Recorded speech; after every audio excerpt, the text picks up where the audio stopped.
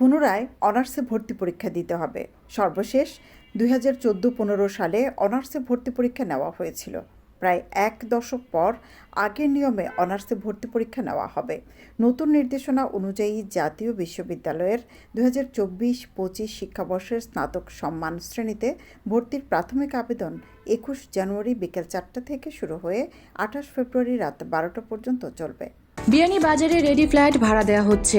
পৌর শহরের টিএনটি রোডে ইবনে আল মতিন টাওয়ারে শিশুদের জন্য বিনোদন, সুসজ্জিত বেডরুম, রুচিশীল balcony, kitchen, dining, lift, CCTV, বিশাল পার্কিং ও ছাদ সহ থাকছে আধুনিক সুবিধা। আগ্রহীরা জাতীয় বিশ্ববিদ্যালয়ের ভর্তি বিষয়ক ওয়েবসাইট থেকে আবেদন ফরম পূরণ করতে হবে এবং প্রাথমিক আবেদন ফি বাবদ 700 টাকা আবেদনকৃত কলেজ কর্তৃক নির্ধারিত মোবাইল ব্যাংকিংয়ের মাধ্যমে অথবা সরাসরি 2 মার্চের মধ্যেই অবশ্যই জমা দিতে হবে। বিয়ানীবাজার সরকারি কলেজে বাংলা, ইংরেজি, অর্থনীতি, রাষ্ট্রবিজ্ঞান, দর্শন, হিসাববিজ্ঞান ও ব্যবস্থাপনা সহ মোট 60টি বিষয়ে অনার্স কোর্স চালু রয়েছে। শুধুমাত্র দর্শন বিভাগে 50টি সহ বাকি 6টি বিভাগে 100টি আসন করে মোট 650টি আসন সংখ্যা রয়েছে। প্রতিটি আসনের বিপরীতে 2 থেকে 3 জন শিক্ষার্থী লড়বেন।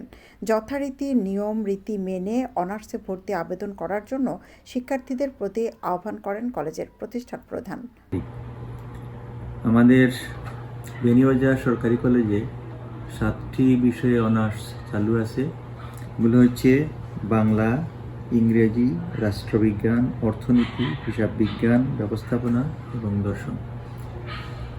প্রতিটি বিষয়েই আমাদের এখানে যারা পূর্বে ভর্তি হয়েছিল তারা অত্যন্ত কৃতিত্বের সাথে উত্তীর্ণ হয়ে গেছে।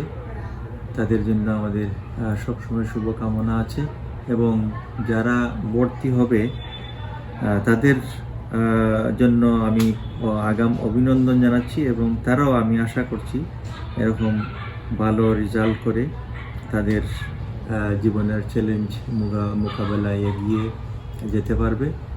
2014-15 শিক্ষাবর্ষের পর পুনরায় চলতি শিক্ষাবর্ষ থেকে ফিরছে অনার্সে ভর্তি পরীক্ষা।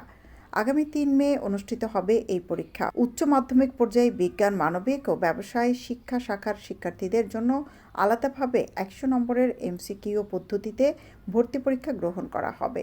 এমসিকিউ পদ্ধতিতে 100 নম্বরের ভর্তি পরীক্ষায় 100টি প্রশ্নের উত্তর 1 ঘন্টা সময়ের মধ্যে দিতে হবে। ভর্তি পরীক্ষায় প্রাপ্ত নম্বরের সঙ্গে শিক্ষার্থীদের এসএসসি পরীক্ষায় প্রাপ্ত জিপিএ এর 40% ও এইচএসসি পরীক্ষায় প্রাপ্ত জিপিএ এর 60% যোগ করে সর্বমোট 200 নম্বরের মধ্যে মেধা তালিকা প্রস্তুত করা হবে। পরবর্তীতে প্রতিটি কলেজের জন্য আলাদাভাবে বিষয়ভিত্তিক মেধা তালিকা প্রণয়ন করে শিক্ষার্থীদের বিষয় বরাদ্দ দেওয়া হবে। উল্লেখ্য যে শিক্ষার্থীদের প্রবেশপত্রে ভর্তি পরীক্ষার রোল নম্বর ও পরীক্ষা কেন্দ্রের নাম উল্লেখ থাকবে।